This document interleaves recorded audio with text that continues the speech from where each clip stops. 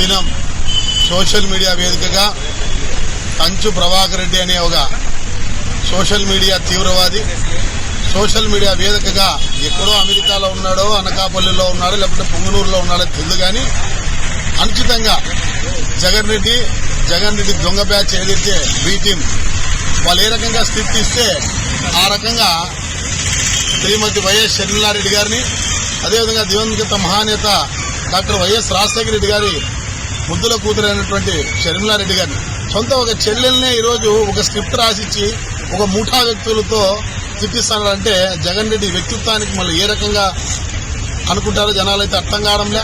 మళ్ళీ ఏ ఉద్దేశంలో జగన్ రెడ్డి ఇంత బరితెగిస్తున్నాడో జగన్ రెడ్డే కాదు, జగన్ రెడ్డి వెనుక ఉండే ప్రతి ఒక్క మాజీ మంత్రి, కార్పొరేటర్, చిన్న స్థాయి లీడర్ నుంచి మొదలుకొని ఈరోజు అసభ్య పదజాలంతో ప్రతి ఒక్కరిని దూషించడమే. మొన్న చూస్తూ ఉంటే మీడియాలో పుట్టలుగా ఎంతమంది మీద వాళ్ళు దాడులు చేస్తున్నారు. ప్రజలు ఈరోజు ఒక లీడర్ని చూస్తే ఎవరన్నా కూడా ఆ లీడర్ని ఆదర్శంగా తీసుకొని ముందుకు పోవాల్సిన యువత ప్రతి ఒక్కరు కూడా బూతులు నేర్పిస్తోంది పోయిన అవినీతి ప్రభుత్వం.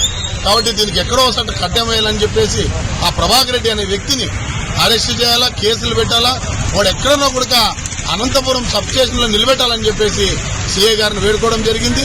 ఈ కార్యాచరణ ముందుకు తీసుకెళ్తాం.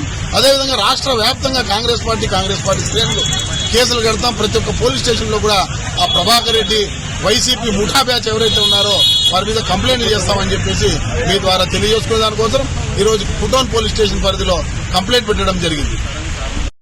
ఫాలో చేయొచ్చు కదా అండి ప్లీజ్. అందరికీ నమస్కారం. మీరు వీడియో చూస్తున్నారు కానీ సబ్స్క్రైబ్ చేసుకోవడం లేదు.